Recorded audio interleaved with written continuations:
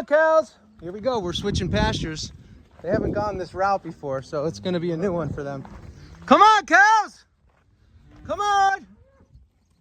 Come on, cows. Come on. All right. We'll see. Look at this day. Is this a heck of a day? Come on, cows. Come on. Come on.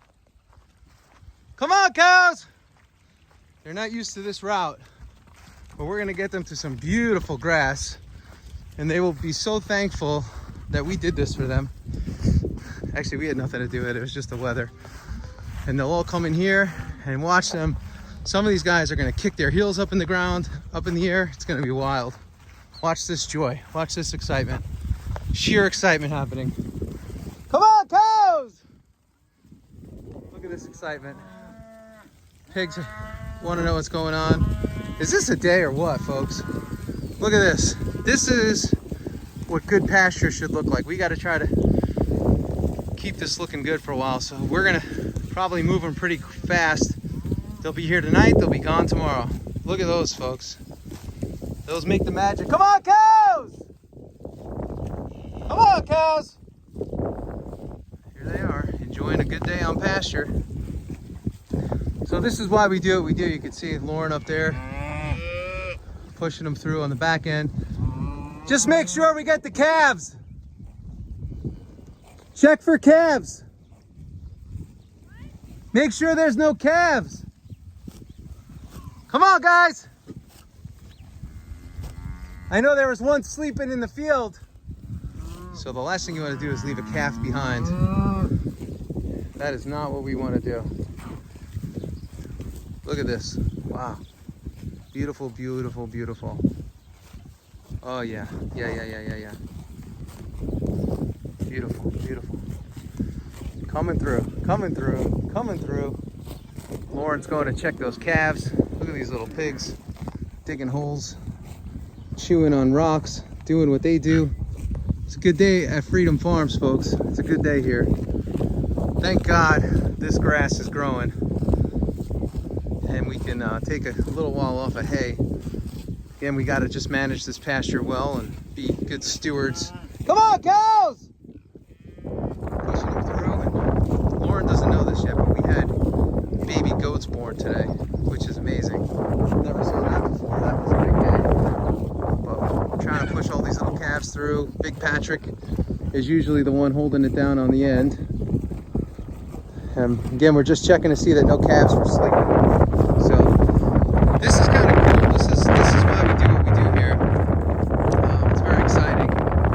It's a good time, and it doesn't get more relaxing than this. We're actually in the middle of packing boxes, so we got shares going out tomorrow to Westchester County in New York, Long Island, New Jersey. So we got a lot going on. So we just got to make sure that we stay focused.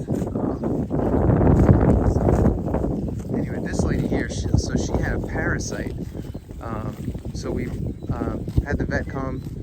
She lost her, not that she had a beautiful baby, but her baby wasn't doing too good. So we'll see. We'll see if we keep her out here we'll keep her out for a while, see if she gains some weight. But if not, we're gonna have to make some moves. It's a shame because she just gave birth, and you know she just didn't produce enough milk. So we don't know if it was a parasite or if she's just getting old and that's it. But we definitely want to put her on some good fresh grass and see if that's the answer. So we'll see what happens.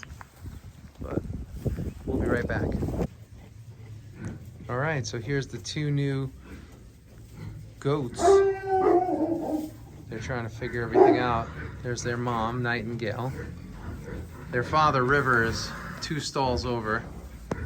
He did an excellent job for his first making of the goats. And there they are. They're learning to walk, trying to figure it all out, getting their balance. They just don't have the balance yet. So they were born around noon today. We got a little surprise when we came into the barn. And this is our first experience with baby goats. So everyone talks about them, but they're a treat for sure. So Their mom is, she was actually, she was our first milk goat. Pigs are getting awfully loud over there. But yeah, these guys are just learning to walk, trying to figure out their surroundings. And we have one girl and one boy. So we're trying to figure out some cool names. If you have any fun names, put it in the comments, put it in the chat, and let us know what you would name these little guys. Harold? Yep, maybe he's calling for his mother. Yep. So he seems to have a little better balance, but she's forming the connection. It's interesting, the goats, they don't have as much balance as the calves. The calves shoot out, they sit for a little while, and then bada bing, they're up, ready to go. So these guys are taking a little while, but she's a good mom so far. And we were just worried, just because when we've had so many calves this week not take to the mother. So we're happy that these two are taken to the mother. She's trying to find where to go, but her compass is off just a little bit. So it's always something new.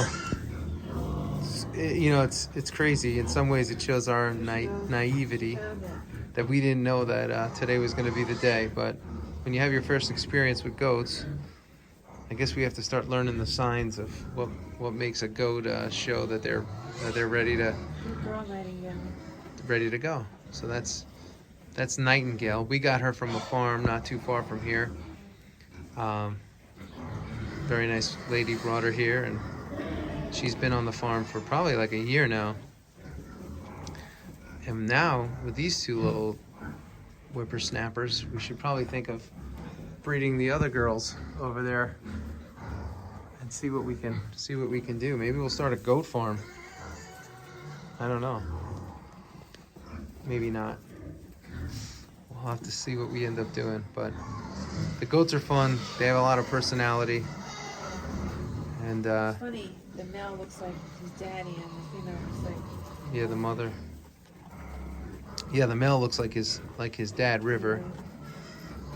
And we got River when he was a small guy. Not this small, but not too big. And he's now the first royal father of goats here at Freedom Farms. Oh, hi Nightingale. She's been crushing hay. So I'm sure that adventure took a lot out of her. But you could kind of see how they fall. They're a little clumsy.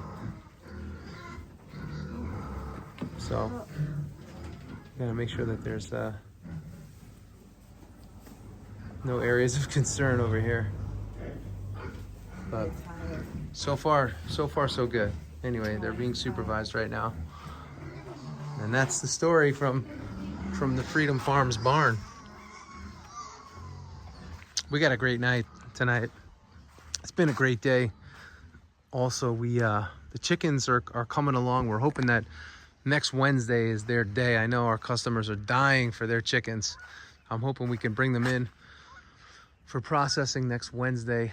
That's our date. I just ordered another 125 more chickens today. We have 450 more coming tomorrow. So I think it's fine. And that's what we got. So the dairy cows, they're out there. We moved the herd earlier today, as you saw. So we've been on the move. We packed about this week. We did about 145 meat boxes that are getting to customers before the holiday weekend.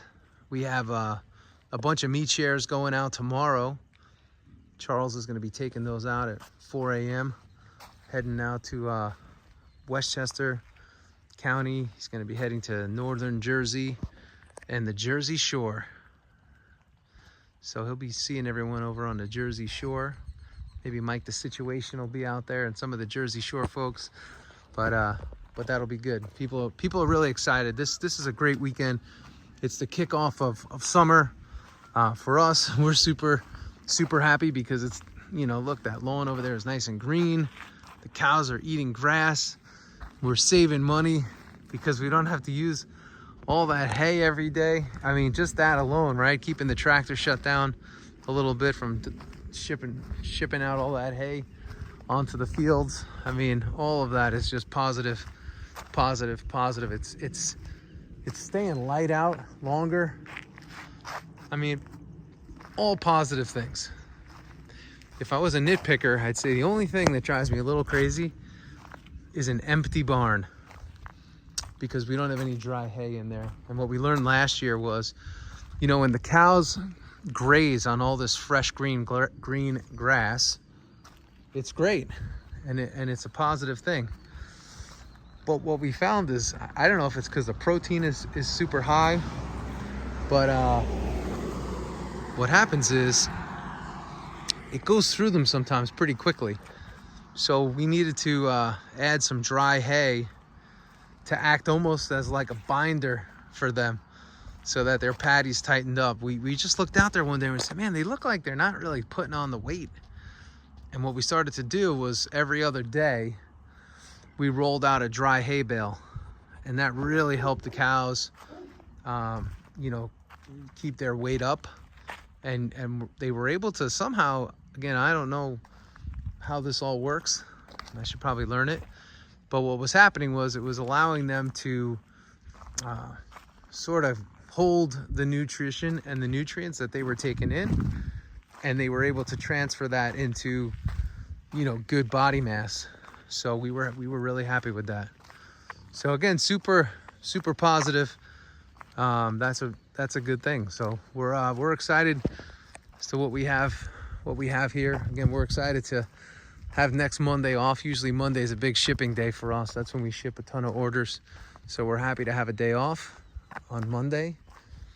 It's never a day off at the farm unless you get out of here. You have to. What people don't know is, like, you know, we have customers come all the time and they're like, oh, it's so relaxing. It's so nice. It must be amazing. We work so hard every day. It's amazing that, like, you have to force yourself to leave the farm because there's always something to do. There's always something going on. There's always something happening. So you got to force yourself to leave. And if you don't, you may find yourself here for a few days in a row and have not left. So we make sure we leave. We get out of here. I try to get out of here every morning, you know, do some work off campus, get a workout in. You got to stay strong to do this. It's definitely not for the broken down, and it's certainly not for the weak. So it's, you know, we're lifting all the time. You know, today we probably lifted thousands and thousands of pounds of meat boxes, you know, between loading them out of the van, weighing them, putting them back in the van, loading the UPS truck, and you're just lifting all day long. So if you want to get in shape, this is the sport. It's funny, I always say, you know, for those of you that know this, you know, I was a coach in professional sports, and you know, I was a coach with the Yankees, and I'd have players, and I used to get crazy with them because they wouldn't want to go and work out because they said they didn't need to, and I never understood it. But they were still strong as hell, and most of them were these farm boys, you know, from Texas and from Georgia and from South Carolina and Kentucky. You could tell I'm thinking of some of the players by name and where they're from, and I'm thinking of these guys, and I'm like, why don't they want to work out? But how the hell are they so strong and they don't work out? And you realize, you know, their daddies put them to work when they were young boys, and they got real strong. They got real strong from that. So that's the benefit of working on a farm. You know, again, I had to earn my stripes in the weight room. But I wish I grew up on a farm, because that's how you get super strong, doing the work on the farm. So, you know, you ever shake a farmer's hand, it's like shaking iron. They got a death grip, and that's from always having to grab tools and grab things and fix things and strap things, and it's just what it is. So farm life is it's a great teacher in many ways. And I actually just did a call. I had a call with my brother, and we were talking about, you know, land. And he's like, you know, I could see farmers never wanting to sell their land, because it's like a part of who they are. It's a part of their family. It's a part of their tree. It's a part of their fabric and their soul. And it's so true. A lot of farmers, the hardest thing they ever have to do is move on, you know, from their farm and from their land. And you know what my goal, you know, people would say, hey, you know, your goal is to just come on here and let people know about your farm. And it's actually not the case. You know, I try to have a conversation with everybody that's listening and say, hey, look, you know, farms need you. Farms, you know, farmers want to keep farming, and it's up to you, the customer, the consumer, to support those farmers. And anytime you can buy direct, it's the best thing to do, because you're helping a family, you know, keep their family farm going, keep their legacy going, and pass it on to the next generation. Because if that doesn't happen, unfortunately, what starts to happen is the farms start to, you know, change hands, right? They start to head into the hands of people from China, and don't take that personal. It's just a joke. But it's bad, right? When your farmland does go into the hands of foreign interest groups, it's not a good thing. We have to really control our farmland, because farmland gives back so much to all of us when it's tended to. So again, this channel's too, you know, to encourage kids, to encourage people to take a chance. If you have even just a few acres, you know, ask yourself, hey, what can I do with this? What can I do to farm these few acres? And it's important that we get more people out doing this, and you know, feeding their communities, and you know, working the land. Because if you don't work land, I'll tell you what, land turns bad really quickly. Like, you could see how high this grass is. The cows are loving it. It's a little bit too high. We could hay this grass, but a farm can turn into high grass and briars and rose bushes in no time. You leave a farm untended for a year, it's going to look terrible the following year. You leave it untended for 2 years, it's going to look even worse. And after 5 years, you won't even recognize that it's a farm. And we see some farms around here, and maybe one of these days I'll pull out the camera and I'll show you what a farm looks like that's just been left for whatever reason.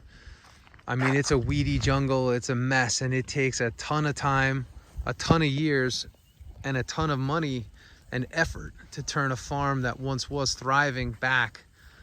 It's just not a quick project. You know, you can't just buy a farm and say, oh, you know, they didn't tend to it, let me just cut the lawn and it'll be good. You have to overcome a lot of that devastation that took place from being, you know, from ignoring the property. So again, just stuff to think about. But anyway, thanks for hanging out. This is a little, the other day I did a nice early 5 a.m. video. Today I'm doing a night video. That's why you can see all these bugs flying by. But anyway, I hope you guys have a great night. I hope you have a great day. I hope you have a great life. And we'll see you soon. Again, I always say this, I've been saying it, we got 𝐲𝐶 coming to the farm. So I'll put the link down below. We'd love to have you come for a workshop, learn about regenerative agriculture, learn about agriculture in general. He's a great instructor, way better than me. And we're excited to have him here, to learn from him, and to also bring him to our region for others to, you know, to learn from him. So check out that link. Give us a thumbs up, give us a like, give us a share, and put your comments down below. We love hearing from you guys. We'll see everybody soon. And as always, if you need meat, we are freedomfarms.com. See ya.